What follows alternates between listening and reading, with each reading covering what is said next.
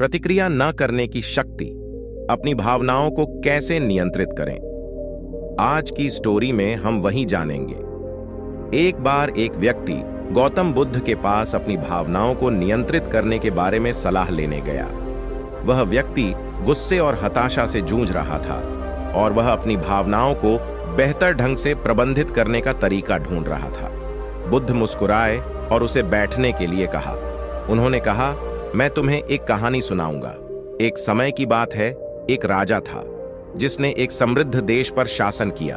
एक दिन उसने पड़ोसी राज्य का दौरा करने का फैसला किया। उसने सुना था कि उस राज्य का राजा अपनी बुद्धि के लिए प्रसिद्ध है। जब राजा पहुंचे तो उनका बड़े सम्मान के साथ स्वागत किया गया। दावत के दौरान पड़ोसी राज्य के राजा ने उनके सम्मान में एक भव्य दावत की व्यवस्था की थी। राजा ने अपने सूप में एक मक्खी देखी। वह निराश हो गया और उसने अपने नौकर को सूप का एक और कटोरा लाने का आदेश दिया। पड़ोसी राज्य के राजा ने यह देखा और कहा, महामहिम, कृपया क्रोधित न हो। यह तो बस एक छोटी सी मक्खी थी, इससे कोई फर्क नहीं पड़ता। राजा ने उत्तर दिया, मैं ऐसी बातें बर्दाश्त नहीं कर सकता।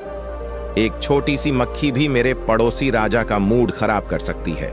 किंगडम मुस्कुराया और कहा, महामहिम, मुझे आपको एक सलाह देने की अनुमति दें। आपका मूड मक्खी ने नहीं बल्कि उस पर आपकी प्रतिक्रिया ने खराब किया है। आपके पास अपनी भावनाओं को नियंत्रित करने की शक्ति है, उन्हें आप पर नियंत्रण न करने दें। राजा को इन शब्दों में समझदारी का एहसास हुआ और वह उसी दिन से अपने राज्य में लौट आया। उन्होंने उन स्थितियों पर प्रतिक्रिया न करने की कला का अभ्यास करना शुरू कर दिया जो पहले उनकी भावनाओं को भड़काती थीं। उन्होंने पाया कि वह चुनौतीपूर्ण परिस्थितियों में भी अपना संयम बनाए रखने में सक्षम थे और बेहतर निर्णय लेने में सक्षम थे। प्रतिक्रिया न करने की शक्ति हम सभी के लिए एक महत्वपूर्ण सबक है।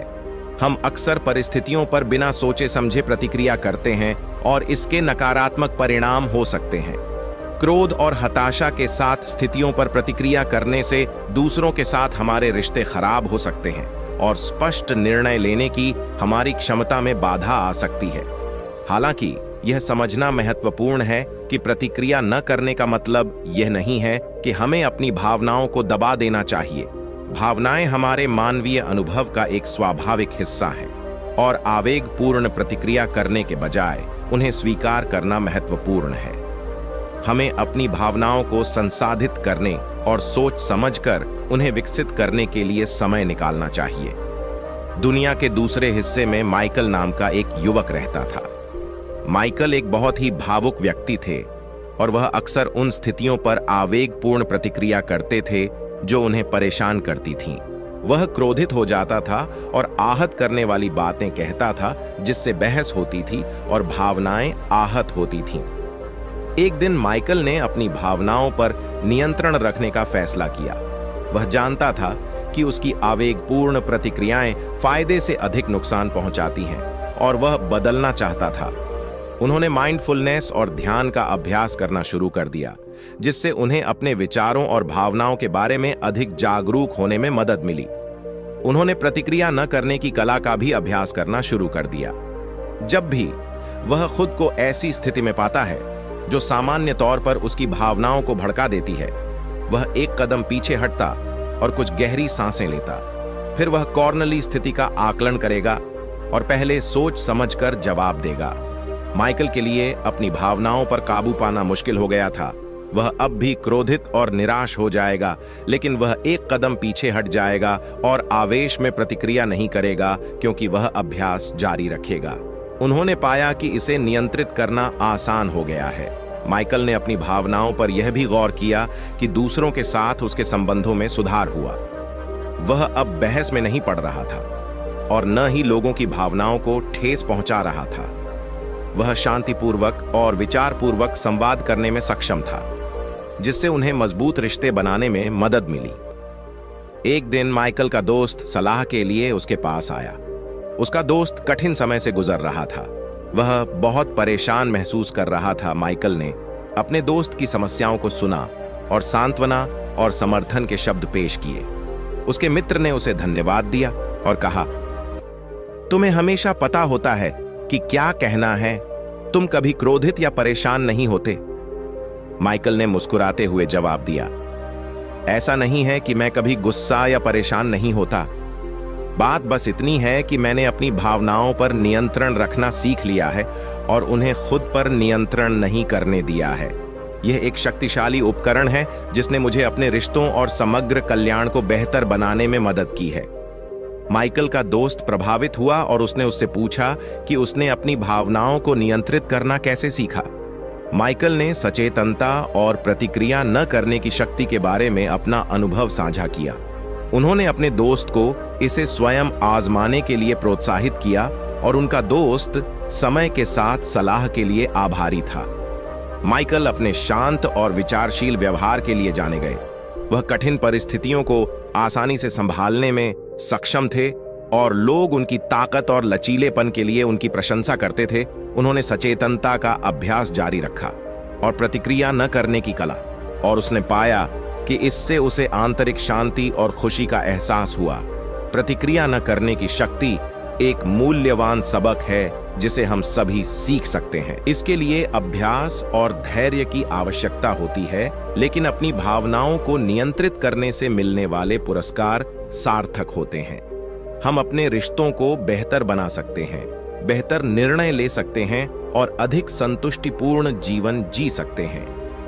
राजा और माइकल की कहानी का नैतिक हमें सिखाता है कि हमारे पास अपनी भावनाओं को नियंत्रित करने की शक्ति है।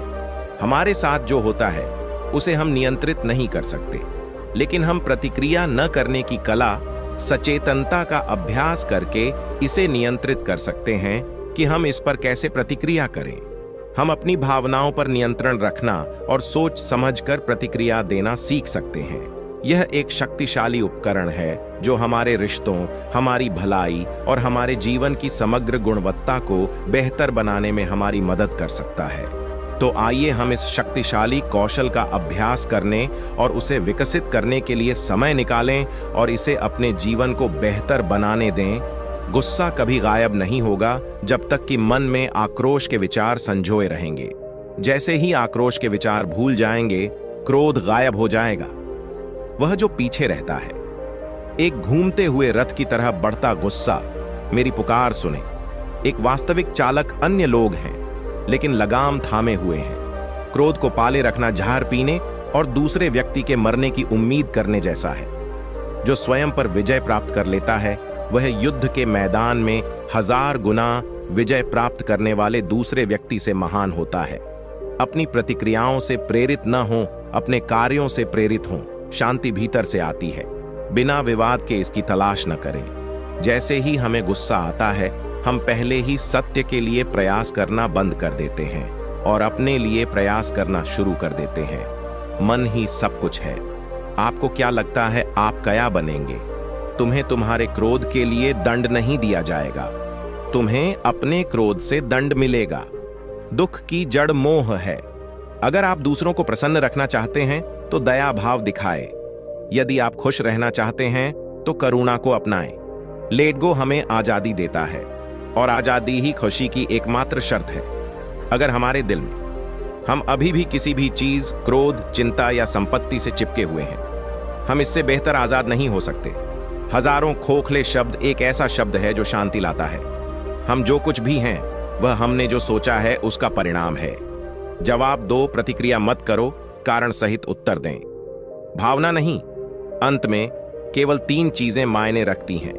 तुमने कितना प्यार किया, आप कितनी सहजता से रहते थे और आपने कितनी शालीनता से उन चीजों को जाने दिया जो आपके लिए नहीं थीं।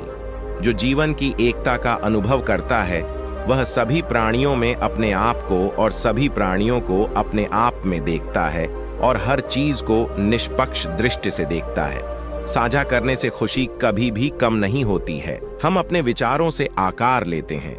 जैसा हम सोचते हैं वैसे हो जाते हैं। अतीत में मत रहो, भविष्य के सपने मत देखो। मन को वर्तमान क्षण पर केंद्रित करें। 3 चीजें ज्यादा देर तक छुपी नहीं रह सकती: सूर्य, चंद्रमा और सत्य।